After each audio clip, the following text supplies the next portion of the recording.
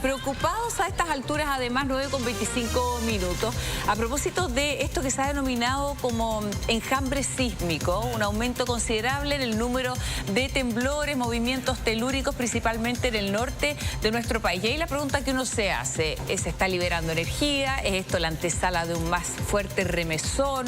¿O a lo mejor solamente se trata de hechos aislados? Ya está Gonzalo con nosotros y Daniel Silva. ¿Cómo están? Hola, ¿qué tal? Ayer entiendo que hubo dos movimientos en el norte de consideración, ¿no? Sí, han habido varios. El que ayer nos llamó más la atención fue uno que se corrigió a 6,1 en magnitud en el norte, en la región de Antofagasta también, que bueno, se movió bastante fuerte el suelo.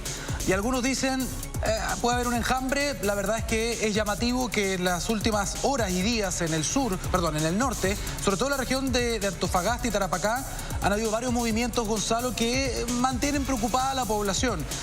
Algunos dicen, bueno, es la antesala de un gran movimiento. La verdad es que no hay que ser un mago para decir que siempre hay una posibilidad en Chile. Somos muy sísmicos, las placas se mueven, en fin. Entonces, siempre tenemos que estar preparados para un gran movimiento. ¿Va a haber un gran terremoto en Chile? La respuesta es sí. ¿Podemos predecir cuándo? La respuesta claramente es no. Ahora, han habido muchos movimientos. ¿Será esto realmente un enjambre? ¿Serán precursores de un movimiento mayor? Eso es interesante y merece un poquito más de estudio. Sí, vamos a revisar la página de sismología del Centro Sismológico Nacional con el registro de todos los movimientos que ha habido en las últimas horas. El último de ellos fue a las 7 de la mañana con 6 minutos, 2,7, poquito, pero ustedes pueden ver, ese fue en Arica. Gonza, ¿dónde ves la hora? A ver, para entender. La hora de ocurrido aquí, es perfecto, allí, ¿no? Ya, ahí está. 7,6. 7. Arica. 59 kilómetros al oeste de Arica. Luego Ollagüe con una magnitud de 4, 5 para las 7 de la mañana. 59 al noroeste de Tongoy, eso fue 7 minutos para las 7, 2,5. Calama, que es la zona donde tembló fuerte particularmente ayer. Este fue hoy también un cuarto para las 6, 2,5. Quillagua, 3,5 a las 4:30 de la mañana. 5 para las 4 en Pica, también interior de la región de Tarapacá. Socaire, esto es cerca de La Serena, ¿no? Ya, pero esta secuencia es... Estas son de hoy día. Ya, pero esta secuencia seguida de un índice, digamos, bajito, ¿es habitual o no? O sea, sí, el suelo siempre se está moviendo. El Centro Sismológico Nacional tiene equipo muy sensible instalado en todo el país. Entonces, siempre hay movimientos, muchas veces no los percibimos, pero a nivel instrumental sí. Llama la atención en todo caso lo que estaba mostrando Gonzalo, que es el registro diario. Hay ciertas zonas que se están comenzando a repetir harto. A mover más. O sea, Quillagua, Socaire, lo que es ahí...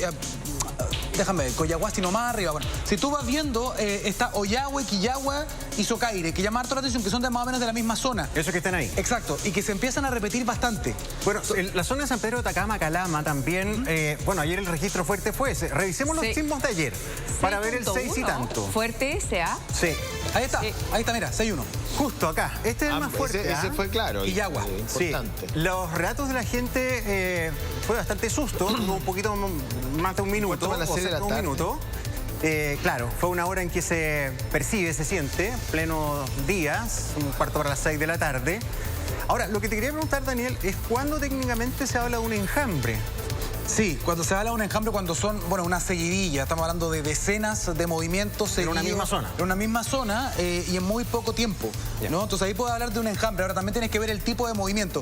Este llama la atención porque es una magnitud importante. Además, no es tan profundo, lo cual te puede decir... 98. Claro, 98 kilómetros de profundidad. Probablemente estamos hablando de algo intraplaca, que de hecho recién estaba mostrando una gráfica, querido director, a ver si lo tiene, porque esto explica de alguna manera por qué se percibe tan fuerte. Puede ser en un corto periodo de tiempo. Ya, pero a ver, y se percibe muy fuerte. Primero, estamos hablando de que el suelo siempre se mueve, pero en esta oportunidad se está moviendo más en algunas zonas del norte donde habitualmente no se mueve tanto o no se mueve con tanta intensidad y eso, pum, levanta la alerta. Exactamente, eso es lo que está levantando la alerta finalmente. ¿Podemos hablar o no de un enjambre? Entiendo que vamos a estar con un especialista conectado, alguien que sabe mucho respecto de esto para que nos diga de manera oficial. Bueno, y es la antesala de algo, porque aquí, a ver, para que estamos con cosas. Sí, lo que hace rato se viene discutiendo, y esto a nivel más científico y geológico, es que hay mucha energía que no se ha liberado en el norte, que efectivamente al norte y sobre todo al norte grande. Entre Coquimbo y prácticamente Arica. Y Arica y Parinacota, digamos, porque Coquimbo, claro, porque Coquimbo tuvo lo suyo el 2014-2015, pero entre Arica y La Serena, o el norte de la región de Coquimbo, la verdad que Atacama, Tarapacá y Arica y Parinacota no han liberado energía desde hace décadas. Y se habla más o menos de una ocurrencia de un terremoto fuerte cada 25 años. Entonces estaríamos dentro del patrón.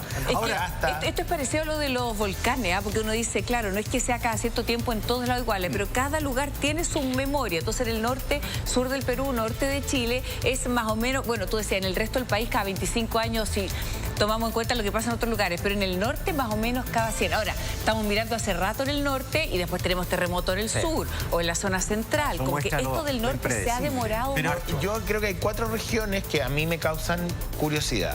Arica y Parinacota, Tarapacá, Antofagasta y Atacama. Sí, claro. El norte, a ver, esto se llama recurrencia, ese es el concepto, la recurrencia sísmica. Se va acumulando energía, efectivamente, y hay 2 categorías, te diría yo, para que la gente lo sepa, no queremos asustarlo, pero esto es la realidad.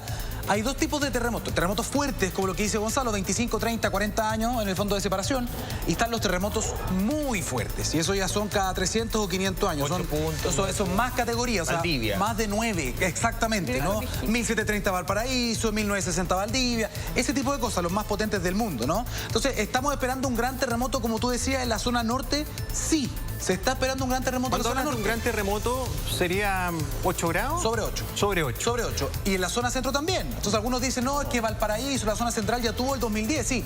Pero en Valparaíso se sigue esperando un movimiento importante, un movimiento fuerte, sobre 8,5, sobre 9. Oye, nos han llegado hartas preguntas al respecto y lo que hemos vivido en los últimos días y con bastante reiteración. Acabamos de salir de un periodo de marejadas anormales muy fuerte. Casi no dio tregua y empieza el nuevo ciclo de marejadas anormales otra vez. ¿Hay alguna conexión? Yo pregunté esto a varios científicos y me han dicho que no hay ninguna conexión directa. Parece que tiene directamente que ver con las grandes tormentas que se dan en el norte, ¿no? Exactamente. Y de hecho, por ejemplo, en el último episodio de marejada que tuvimos durante el Año Nuevo en Valparaíso, en la zona central, me dijo el Patricio Winkler, que es un científico de la Universidad de Valparaíso, que ese es un fenómeno que viene desde Alaska. O sea, hubo movimientos en Alaska, digamos, desde el mar, y como son ondas, la onda viaja y la ola envejece y llega para acá, en el fondo, y pues se puede producir sobrepasos, pero no hay una conexión directa. Nadie puede asociar lo que es el movimiento sísmico, digamos, o la placa, digamos, con lo que está pasando en el mar. Es bueno decir eso, porque claro, son fenómenos coincidentes, entonces muchos se preguntarán, bueno, ¿tiene algo que ver o no? En fin, ahora tú hablabas del enjambre sísmico como precursor, Karen, como un anuncio o anticipo de un terremoto. Fíjate que ha ocurrido y no ha ocurrido. Sí, el recuerdo más patente es el año 85 en San Antonio. Me tocó irlo chico, tenía como 7 años, pero me acuerdo que eso pasó. Todo el mes de febrero tembló fuerte, súper fuerte, de manera reiterada, grado 6, varias veces. Y en marzo, si no me equivoco, fue el 3 de marzo, fue el terremoto 8. Preguntémosle a un especialista. Está Cristian Farías con nosotros, doctor en geofísica. Cristian, ¿cómo estás? Gusto de saludarte, buenos días y muchas gracias por estar en contacto con nosotros. ¿Es un enjambre sísmico lo que se está viviendo en el norte de nuestro país? ¿Podría ser la antesala de un fuerte remesón? ¿Tiene relación con las marejadas? Queremos ahí escuchar tu opinión. Hola, bienvenido. Cristian. Hola, amigo mío. Hola, hola, ¿cómo están todos por allá? ¿Todo bien? Feliz año, por cierto. Un abrazo. Todavía. Un abrazo, Cristian, querido. Bueno, vamos por partes, ¿no? En efecto ha temblado harto y el asunto es que ha temblado harto, pero ha temblado harto en lugares bien distintos también. Entonces como que a veces la cabeza le juega a uno una mala pasada, ¿no? Como que uno cree que uno tiende a buscar como estos patrones siempre, pero la verdad es que no siempre están tan ahí. Sin embargo, igual el sismo ayer fue interesante. Fue en intraplaca y estos intraplacas siempre nos confunden. Ustedes saben esto, ustedes saben de que estamos tan acostumbrados a los sismos que se dan en la costa, los interplaca, que de alguna manera u otra nuestro sismómetro interno lo tiene como medio sumido. Como que uno sabe cuando un sismo tiene magnitud 6 o cuando tiene magnitud 5, la gente como que tiembla y trata de alguna manera u otra dar eso, así que es parte de. Sin embargo, esos sismos intraplaca, que si bien se sienten fuertes, bien intensos, porque eso es lo que hacen, liberan energía en poco tiempo y generan una aceleración bien fuerte en el suelo, no tienen mucha relación, digamos, con lo que pasa en entre las placas en la costa, que es donde estamos acumulando tensión hace rato en distintas partes del país. Es de otra naturaleza. Es de otra naturaleza, claro. Y ahí viene el punto, porque te lo he escuchado y ustedes tienen razón. Hay varias zonas del norte de Chile que están esperando un terremoto grande en el futuro, porque no ha temblado fuerte ahí hace harto tiempo, pero siempre hablamos como en la zona costera, donde la placa de Nazca con la de Sudamérica están bloqueadas y acumulando energía desde hace ya muchos años. Entonces, claro, en la parte de Arica no tenemos un terremoto realmente grande hace tiempo. La parte del sur de Iquique hasta más o menos Mejillones te podría dar quizá un terremoto de magnitud 8.4, 8.5, así que se libera algo ahora. Más para el sur llegamos a la parte de Atacama, que no tenemos un terremoto grande desde el año de 1922, y ese fue de magnitud 8.5, entonces han pasado ya más de 100 años ya, pero, Cristian, y hemos ido acumulando más. Entiendo, pero lo que hemos visto estos días no es un antecedente, una antesala de esa liberación de energía que se espera pronto. Lo de ayer definitivamente no, absolutamente no, porque el de ayer fue una intraplaca, se da en la placa que se está metiendo debajo. ¿Se acuerdan que se va a mover? Ahí está justo en la pantalla, se está metiendo la placa de Nazca, la que se está metiendo debajo, ahí se genera a ciertas como a 90 kilómetros de profundidad este sismo. Entonces ese no tiene nada que ver. Es más interesante lo que pasó en Tongoy. Lo de Tongoy fue más interesante en ese sentido. Tampoco es un precursor porque no ha pasado nada, digamos, desde que tembló en Tongoy. Pero sí, ese llama la atención porque ahí es donde tenemos una zona bien especial del país. Eso cerca de La Serena. Y por ahí es donde hay una especie de barrera natural de los sismos. Es un concepto bien raro. Uno suele ver que los dime. Cris, quiero decir dos cosas, porque a veces, claro, todo el mundo tiene la pulsión de anticiparse y de saber ojalá cuándo va a ocurrir un terremoto, ¿no? Bueno, eso no se puede hacer. Uno puede adelantarse, puede decir probablemente dentro de tal cantidad de tiempo. Ahora, ojo con los precursores también, porque hay otro país, igual que Chile, que es muy sísmico, pero que tiene mucha más tecnología, tiene mucho más sensores que Japón. También son al número 1 en términos de sismología. ¿Y te acuerdas que ellos hace un tiempo atrás, no hace mucho, dieron alerta mundial porque dijeron, ojo, se viene un movimiento fuerte, tuvimos un par de precursores, sí, claro. El primer ministro se devolvió, ¿te acuerdas que iba a ir de gira? Sí. Y no pasó nada, entonces hay que tener ojo con eso. Ahora, lo que sí podemos decir, Cristian, y aquí hay una diferencia importante, cuando hablamos de la recurrencia que hablaba Gonzalo, cada cierta cantidad de tiempo hay uno grande, por lo general estamos hablando de los que ocurren por el proceso de subducción, ¿no? Los que ocurren en la fosa, los grandotes, tipo 2010. Pero lo que pasó ayer, que fue intraplaca, que esto es más técnico, yo tengo una pregunta. ¿Eso es más interior? Es más interior. ¿Más hacia la cordillera? Sí, pero se nos olvida una cosa, que en la historia del país, y aquí Cristian nos puede ayudar, los terremotos intraplaca en Chile han sido probablemente de los más letales, de los más dañinos. Hemos tenido un par de terremotos grandes intraplaca que han matado, perdona, pero es verdad, estos han matado miles de personas. Entonces, la pregunta es, ¿existe recurrencia, existe un periodo entre un intraplaca y otro, o eso no existe?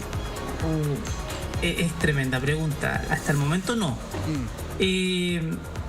Bueno, en realidad tampoco existe una recurrencia tan clara con los terremotos en la zona en la costa, pero es porque tenemos promedios como gruesos. Y claro, los promedios gruesos no funcionan mucho con cualquiera. Si yo les digo, por ejemplo, en la costa que se ocurre un terremoto de magnitud 8 mayor cada más o menos 80 años, pero resulta que después pasan 120 y no pasa nada, pucha, igual quedo mal parado porque digo 80 y son 120, son 40 años de diferencia, igual es un error más o menos grande.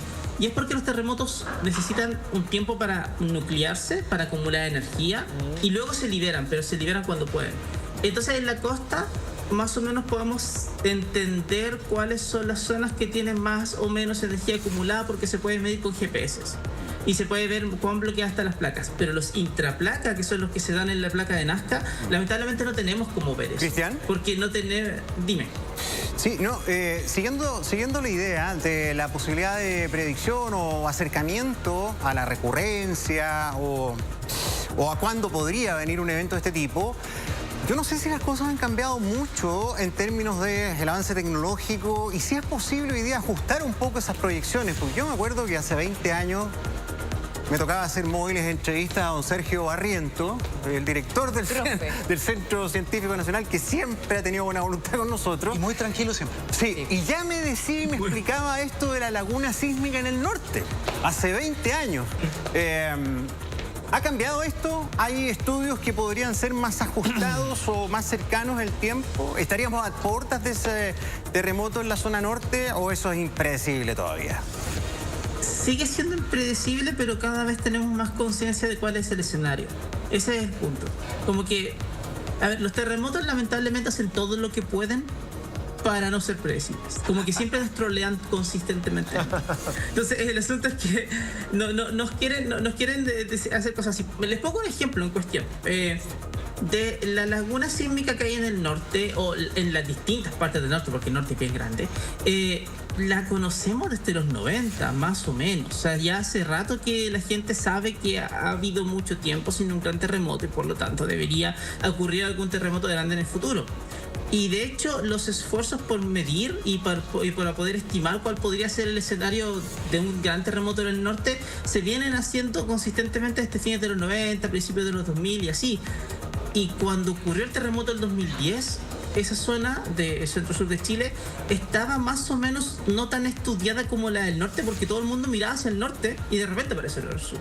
Claro, aparece lo del sur porque en realidad este terremoto, el grande, el de Chillán, el de 1939, de magnitud 8, que llevó a la muerte de 8.000 personas porque colapsó una buena parte de Chillán, durante un tiempo, como no teníamos registro instrumental de él, la gente pensaba que era uno de los terremotos grandes de la costa. Entonces tú veías para atrás en la historia y decías, bueno, el último terremoto fue en 1939, no pasaba tanto tiempo. Hasta que empezaron a estudiar con más detalle y se dieron cuenta que ese terremoto era de la placa de Nazca. Y ya sabemos que no tiene relación con lo que pasa en la costa. Y entonces ahí se dieron cuenta que el último terremoto había sido en 1835. Y ahí dijeron, chuta, tengo otra laguna. Y esa fue la que terminó generando el terremoto antes que los del norte. Oye, me quedé pensando en esto que hablabas con el Dani, con Gonzalo, del intraplaca y todo eso, pero recordemos que por la costa también hemos tenido tsunami. O sea, nosotros siempre tenemos, creo yo, que mirar el tema de la costa. Y ahí en Arica, Iquique, está como todo construido muy... En el plano. Claro, en el plano. Antofagasta tiene una costa un poquito más alta, más hasta la exintendencia de Iquique está en zona inundable. Pero Antofagasta, o sea, el caso de Antofagasta está ahí. O sea, si hubiese algún movimiento del océano de Antofagasta... O sea, veíamos que hay colegios que están ahí en Arica, en Iquique, hay lugares donde hay personas con problemas de movilidad. Tenemos problemas de ordenamiento territorial. Iquique es la zona inundable más compleja. Esa es la zona que está más expuesta. ¿Que no está Cabancha? Hay hartos ¿Sí? sectores. Cristian debe tener un poco el detalle porque hay un mapa de inundación y es buena parte de la ciudad, incluso con edificios públicos que se inundarían, ¿sí o no, Cristian? Sí, de hecho es un tremendo problema. No solamente la infraestructura crítica que está expuesta, muy expuesta ante un tsunami, también pasa de que hay bastantes zonas en Antofagasta que están planas. En particular pienso donde bajaron los aluviones del 91. Que después fueron tomadas por inmigrantes también, y tienen las personas más vulnerables en esos lugares también. Entonces significa de que Chris, como no tenemos... Dime. ¿Sabes lo que pasa? Es que hemos hablado de este tema en este mismo programa varias veces. Sí. ¿Te aburriste? No. Ah. Pero lo que estoy pensando es que siempre hacemos el diagnóstico y me parece bien, pero sabemos que va a ocurrir, insisto en esto, sabemos que va a ocurrir, pero lo más impresionante de todo esto es que todavía no tenemos planes para reaccionar de manera correcta. Y eso es lo que me parece más grave. Y me remito a algo más o menos reciente. Hace poco Víctor Orellana, que trabajó en la UNEMI antiguamente, que trabaja también con Cristian, tienen un podcast muy exitoso además, viajó a Perú. Entonces él me estaba diciendo, admirado, cómo Perú ya nos superó en algo fundamental. ¿En qué? No en el puerto que están haciendo, no. Estamos hablando de temas sísmicos. Ellos ya tienen planes, por ejemplo, allá en la punta, la región del Callao, cerca de Lima. Cerca de Lima, y tienen planes de evacuación vertical definidos por la autoridad. Por ejemplo, o sea, si estamos hablando de inundación... Edificios. Si estamos hablando de inundación de Iquique, de Valparaíso, que también se sabe, modelaciones de cómo se inundaría todo, en Perú, que tienen los mismos riesgos, ya saben cuáles son los edificios... Pero Dani, yo en Tacna fui un gran simulacro, ustedes no habían nacido todavía, año 92, y hacían un gran simulacro. Eso fue durante la guerra de la Confederación Perú-Boliviana.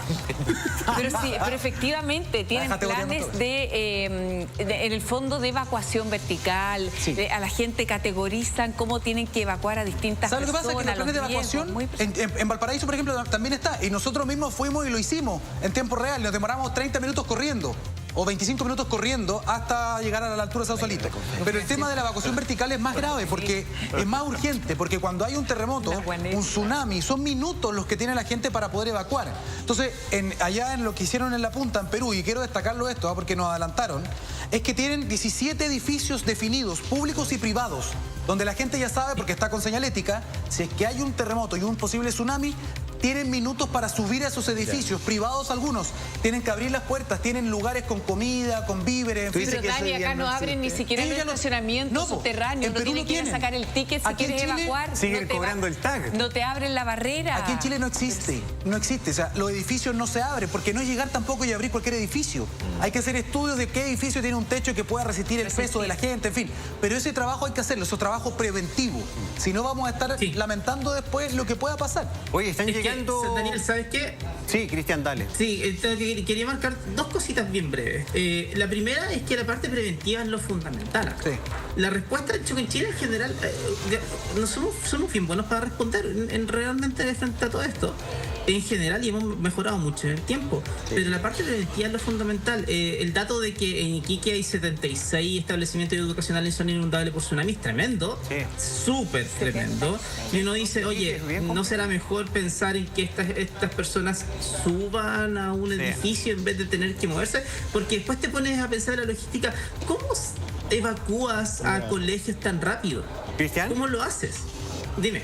Mira, vamos a ir retomando el punto que tú has tocado porque acá de verdad, insisto, no se trata de asustarnos. Lo mejor para enfrentar un panorama que es chileno, es parte de nuestro ADN, es un país sísmico, es estar preparados y es saber, conocer, aprender, para saber qué hacer, cómo reaccionar. Mira, pero nos están llegando hartas imágenes de lo que ocurrió ayer.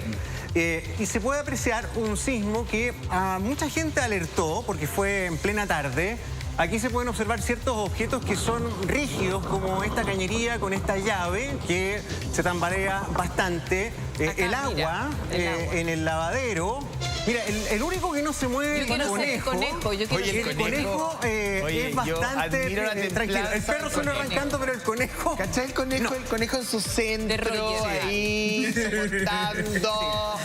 Estoico el conejo. Me encanta el conejo. Mira, acá tenemos otra imagen de edificios de departamento que no deben ser de gran altura. Pero ahí se notaba bien la vibración. No, pero el ruido, mira el sonido, porque además uno se empieza a asustar, no solo por el movimiento. Eso asusta harto, Mira, los ventanales. Este es un centro comercial, suenan las alarmas de los autos, se mueve ahí los vidrios, los ventanales. Claro, y comienza la gente a trasladarse a lugares seguros. Y en el norte siempre se nota, mira, además de la vibración de las casas, siempre se ve como una línea de polvo de los rodados en los cerros. Es como el testigo más típico y tradicional de los cerros del norte, ¿cierto, Daniel? Así es. No, el movimiento de ayer fue interesante. El sonido que decía la Karen también tiene que ver con esto que es intraplaca, las ondas que suben y que además te dan una impresión de que es mucho más fuerte, ¿no? Después la gente le dice, oye, fue 5.8. ¿Se logra liberar energía con esto? Porque uno dice siempre como el crecimiento exponencial, o sea, no porque haya más movimientos telúricos, sismos, se va a liberar o vamos a aprovechar de liberar más energía para que no sea tan fuerte. Eso es una buena pregunta y Cristian obviamente puede explicarlo mucho mejor, pero a mí lo que he aprendido con los años y con especialistas como Cristian y otros también es que los pequeños movimientos, 5, 6, incluso 7, no son lo suficiente como para liberar energía, o sea, no quiere decir que si hay varios 7, vamos a evitar un 8, por ejemplo. No, eso no es así, porque los órdenes de magnitud son muy diferentes, o sea, entre un 6 y un 7, un 8, o entre un 8 y un 8.5, hay una diferencia impresionante. Tengo una pregunta. A ver. Don Cristian, quiero pedir una cámara para mirar a don Cristian. Ahí está.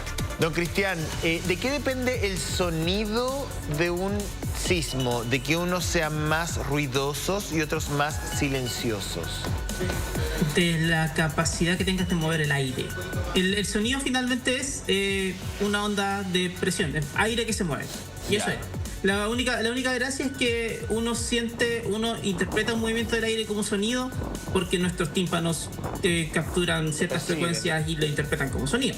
El asunto está en que cuando hay un sismo, sobre todo que viene de abajo, como una intraplaca, 90 kilómetros de profundidad, 100 kilómetros de profundidad, el primer movimiento de las ondas es un movimiento que va muy de abajo hacia arriba, así que el suelo lo está levantando de esta forma, y eso mueve aire, obviamente, para arriba y para abajo, y eso genera cambios de presión. O sea, son más ruidosos, que lo interpretamos como sonido. Son más ruidosos, más profundos. Y son más ruidosos. Los intraplacas son más ruidosos, justamente.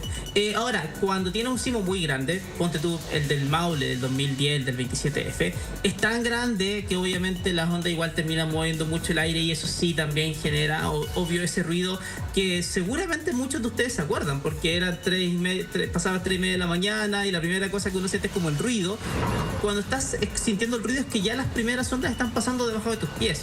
Lo que pasa es que la onda se amplifica en el aire en cuanto un poco a la amplitud, pero sobre todo es algo que podemos capturar con nuestro oído, y por eso nos asusta mucho también. Cristian, seguimos revisando las imágenes del norte que nos han llegado a nuestras redes sociales, a nuestro WhatsApp, y mientras vemos ese panorama, volviendo por ejemplo a la zona de Iquique, es cierto, probablemente tú lo estudiaste, es cierto que hay vestigios, porque eso demuestra el comportamiento de un tsunami, por ejemplo, en la zona.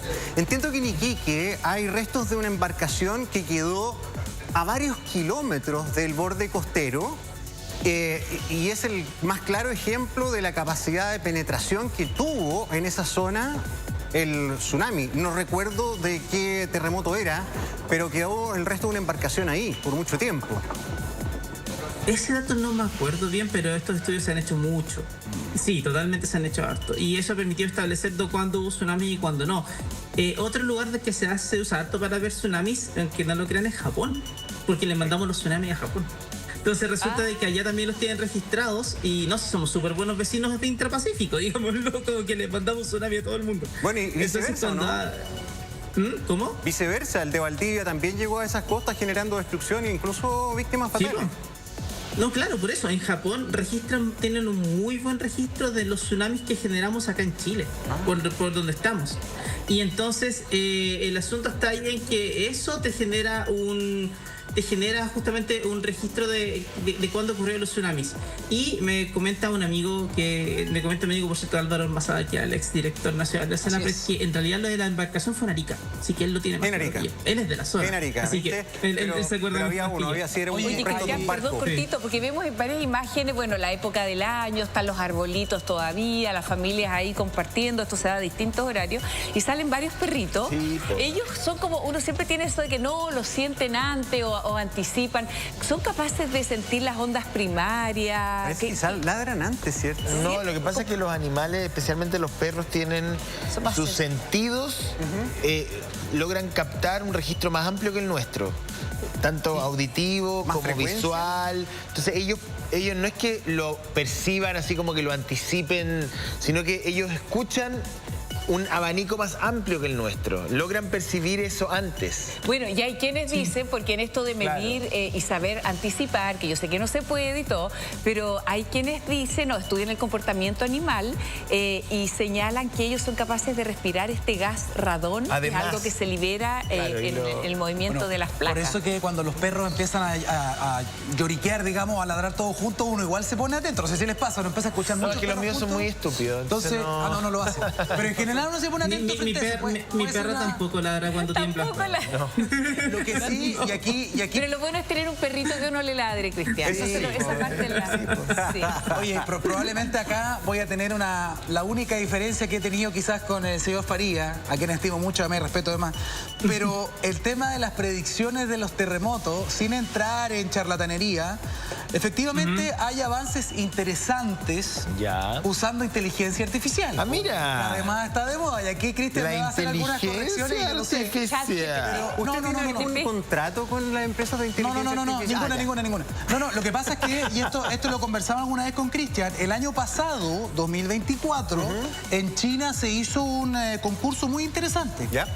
Se llamó a diferentes especialistas y dijeron, a ver, háganme un modelo de inteligencia artificial que pueda predecir terremotos. Y el equipo que ganó este concurso le achuntó, que es una palabra que no le gusta mucho a los científicos, pero le achuntó más o menos como al 80% de los terremotos, lo adelantó, semanas. Entonces dijo, en esta zona debería ocurrir un terremoto y en 8 de cada 10 le apuntó. Entonces, algunos dicen, oye, impresionante, aquí tenemos un predictor. Yo creo que nos vamos a ir acercando en la medida que tengamos cada vez más datos para poder adelantarnos a aquello. Ahora, yo sé lo que me ha decidido Cristian, así que diga también su parte, querido Cristian.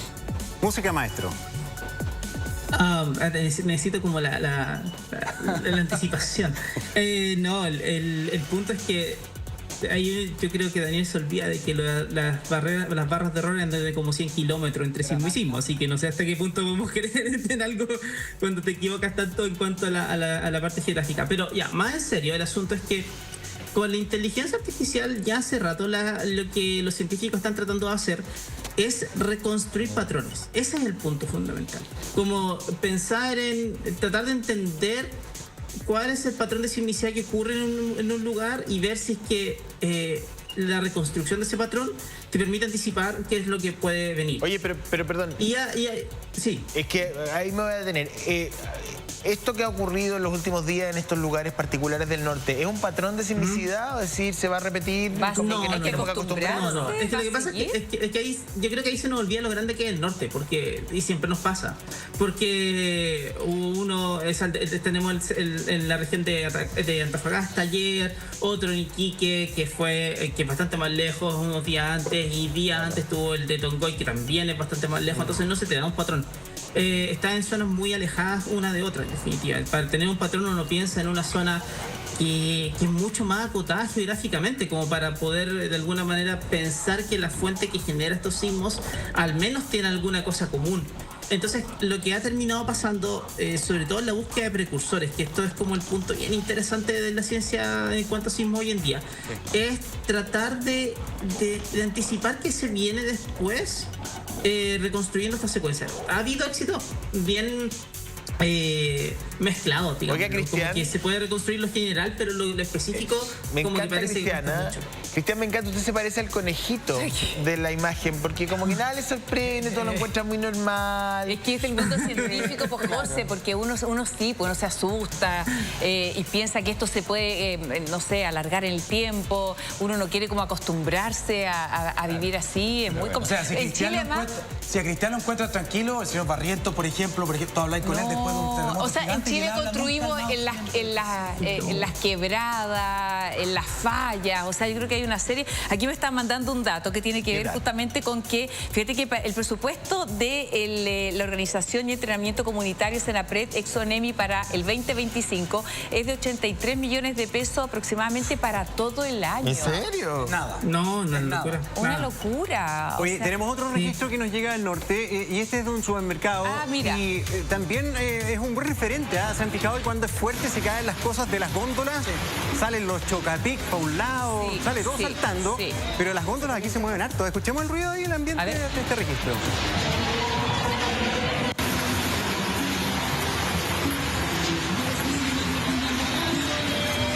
Se caían muchas cosas. Oye, hay una cuestión que es bien compleja que ha pasado en los supermercados en sismos pasados. Claro, la gente a veces están algunos pagando en la caja y aprovechan el momento y salen cascando. Entonces, han cerrado cortinas de los supermercados y ha sido bien polémico porque hay que dejar abierto para la evacuación. Exactamente. Eso yo no sé si está arreglado. A eso voy yo. La seguridad está primero. En general, el chileno, nosotros nos jactamos y le decimos a la gente en el mundo, nosotros estamos acostumbrados, tenemos cultura sísmica, decimos. La verdad es que no tenemos cultura sísmica, lo que pasa es que a veces tenemos un poquito menos de miedo al momento de pararnos o reaccionar. Pero en general la cultura sísmica tiene que ver con esto, Gonzalo. Tiene que ver con cómo reaccionamos a nivel de las personas, a nivel de las empresas, qué hacer. De las instituciones. De las instituciones, en el fondo subir los peajes, abrir las puertas, saber dónde tengo que moverme. Oye, ¿Cuál pues es la hasta vía hace de poco le evacuación? estaban cobrando el boleto a los bomberos. Bueno, ¿para qué Bueno, decir eso? y del tema de la vista al mar, que tenemos un país con una vista al mar maravillosa, pero los japoneses en eso son bien brutales, ponen un muro, ¿no? Para protegerse de la entrada del mar. O sea, hay una serie de cosas que hay que empezar. En esto te tengo que dar un dato también que me lo dio Patricio Winkle, que trabaja en Valparaíso, en Ingeniería Oceánica. Entonces me decía que él participó en el diseño de estas protecciones que hay en la avenida, digamos... El enrocado es de la avenida Perú. Exactamente, en la avenida Perú. Entonces, ahí en la avenida Perú tienes estos como testigos de hormigón grande, además las rocas y un pequeño muro perimetral. Entonces él decía, con todo esto se disipa como en un 45% de la energía, pero igual va a haber sobrepaso. Es decir, ¿Qué pasó ahora en las marejadas? Como pasó ahora en las marejadas. Entonces él decía, en su momento cuando diseñamos, queríamos hacer ese muro de contención perimetral más alto. Pero ¿por qué no se pudo? Estaba muy caro el cemento. No, porque la autoridad dijo no, porque vaya a tapar la vista. Mira, pues. Entonces, claro, es que tiene que ver pero con... la seguridad es más importante. Exacto, pero el turismo en el fondo va a tapar la vista, va a tapar la foto, entonces podrían haberlo hecho un poquito más alto, pero no se pudo en su momento porque, claro, se impuso otro criterio que tenía que ver con la vista. Oye, pero hoy en día yo creo, además, Cristian, somos el país más sísmico del mundo. Yo creo que ya sobrepasamos a Japón, que lleva ahí registros permanentes. Yo creo que Chile a estas alturas tiene, pero el primer lugar. El problema es que Yo creo que podríamos ese es un tener punto mucha más tecnología. importante. Cristian, dale, perdón. ¿Qué cosa? Sí, no, es que lo que están diciendo es súper importante porque Chile en efecto es de primer mundo, si quieren verlo así con los terremotos, es claro. Es potencia mundial, si queremos poner el meme, es potencia mundial. Y si somos potencia mundial en la generación de terremotos, en la generación de tsunamis, también deberíamos ser potencia mundial en la prevención, en la inversión en ciencia y tecnología, en todas las cosas que tienen que ver con lo previo a... Finalmente, lo que contaban de la historia del muro en la avenida Perú, allá en Viña, es como el ejemplo de nuestras falencias de Chile. Y si se fijan, no tiene nada que ver con el terremoto. El terremoto solamente viene a preguntarnos cómo estamos parados para él, pero no tiene que ver, pero si nosotros tomamos ese tipo de decisiones porque hay otro tipo de cosas que nos importan más en el momento, lo que estamos haciendo finalmente es hipotecar un poco nuestro propio futuro respecto a lo que hacemos. Y a veces ni siquiera pensamos en cuanto a salvar vidas, porque quizás como hemos sido buenos para poder reaccionar, como que de alguna forma u otra nos terminamos confiando en eso. Pero después la siguiente etapa de esto tiene que ser con cómo garantizamos que el estilo de vida de una ciudad, de las personas que viven ahí, no se vea profundamente afectado. Y eso tiene que ver con, oye, cómo estamos planificando, cómo estamos ganando plata, qué estamos haciendo para poder sobrevivir de buena manera ante el siguiente terremoto, ante el siguiente tsunami. Y ahí Japón, por supuesto, que nos gana, pero también tiene que ver con la inversión que se hace en prevención, en ciencia y tecnología, y todavía seguimos teniendo un presupuesto de ciencia y tecnología mínimo en Chile. Entonces ahí vienen nuestros problemas, ese es el punto. Oye, yo quiero ser el conejo este año. Cristian, un abrazo grande, tranquila, un abrazo grande para ti. Te vamos a estar molestando sin duda y atento a lo que pasa en la zona norte. Gracias, Dani. Grande, Cris. Muchas gracias, querida. gracias, Gracias, también, Dani. por supuesto.